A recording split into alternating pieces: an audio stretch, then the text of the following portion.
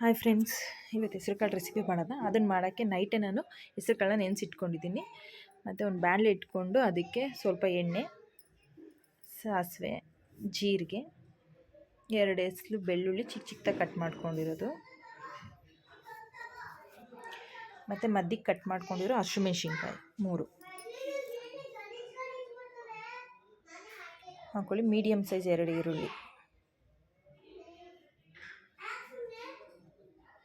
ಅದನ್ನು golden colour ಬರೋವರೆಗೂ ನೀಟಾಗಿ ಸ್ವಲ್ಪ ಫ್ರೈ ಮಾಡ್ಕೊಬೇಕು.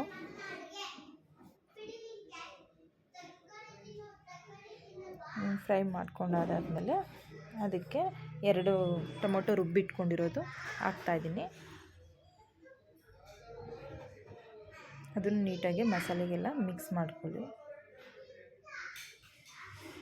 ಅದು ನೀಟಾಗಿ ಒಗ್ಗರಣೆಗೆಲ್ಲ ಮಿಕ್ಸ್ ಮಾಡ್ಕೊಂಡಾದ್ಮೇಲೆ ಅದಕ್ಕೆ ಅರಿಶಿನ, ಧನಿಯಾ ಪೌಡ್ರು, ಖಾರದ ಪುಡಿ, ಗರಂ ಮಸಾಲೆ ಅದು ನೀಟಾಗಿ ಎಣ್ಣೆಗೆ ಮಿಕ್ಸ್ ಮಾಡಿ, ಅದನ್ನು ಒಗ್ಗರಣೆಗೆ ಮಿಕ್ಸ್ ಮಾಡ್ಕೊಳ್ಳಿ. ಸ್ವಲ್ಪ ನೀರು ಹಾಕ್ಕೊಳ್ಳಿ, ಜಾಸ್ತಿ ಹಾಕೋಕ್ಕೆ ಹೋಗ್ಬಿಡಿ. ಸ್ವಲ್ಪ ಹಾಕ್ಕೊಂಡು ನಿಮ್ಗೆ ಎಷ್ಟು ಬೇಕೋ ಅಷ್ಟು ನೋಡ್ಕೊಂಡು ನೀಟಾಗಿ ಅದು ಮಿಕ್ಸ್ ಮಾಡಾದಾದಮೇಲೆ ಸ್ವಲ್ಪ ಅದಕ್ಕೆ ಕರಿಬೇವು, ಆಮೇಲೆ ಬೇಯಿಸ್ಕೊಂಡಿರೋ ಹೆಸ್ರು ಕಾಳು ನೆನೆಸಿ 1 ವಿಷಲ್ ಕೂಗಿಸ್ಕೊಂಡಿದ್ದೀವಿ. ಅದು ಗ್ರೇವಿ ಮಾಡಬೇಕಂದ್ರೆ ಚೆನ್ನಾಗಿರುತ್ತೆ. ಬೇಕಂದರೆ ನೀವು ಬರೀ ಬಿಸಿನೀರಲ್ಲೇ ಕುದಿಸ್ಕೊಬೋದು.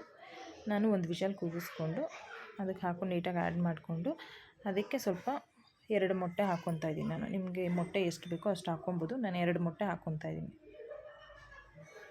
2 ಮೊಟ್ಟೆ ಹಾಕ್ಕೊಂಡು ಅದನ್ನು ನೀಟಾಗಿ ಅದಕ್ಕೆ ಮಿಕ್ಸ್ ಮಾಡಿ 1-2 ನಿಮಿಷ ಬಿಟ್ಟು ಅದಕ್ಕೆ ಕೊತ್ತಂಬರಿ ಆ್ಯಡ್ ಮಾಡಿ.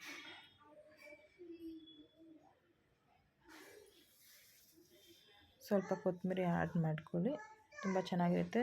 ದೋಸೆಗೆ ಮಾಡ್ಕೊಬೋದು, ಚಪಾತಿಗೂ ಮಾಡ್ಕೊಬೋದು, ಪರೋಟಾಗೂ ಮಾಡ್ಕೊಬೋದು. ನಾನಿವತ್ತು ಪರೋಟಾಗೆ ಮಾಡ್ಕೊತಾ ಇದ್ದೀನಿ. ತುಂಬ ಚೆನ್ನಾಗಿ ಬಂದಿದೆ. ನೀವು ಒಂದು ಸಲ ಮನೇಲಿ ಟ್ರೈ ಮಾಡಿ. Thank you. ಇಷ್ಟ ಆದರೆ ಲೈಕ್ ಮಾಡಿ, ಸಬ್ಸ್ಕ್ರೈಬ್ ಮಾಡ್ಕೊಳ್ಳಿ. Thank you.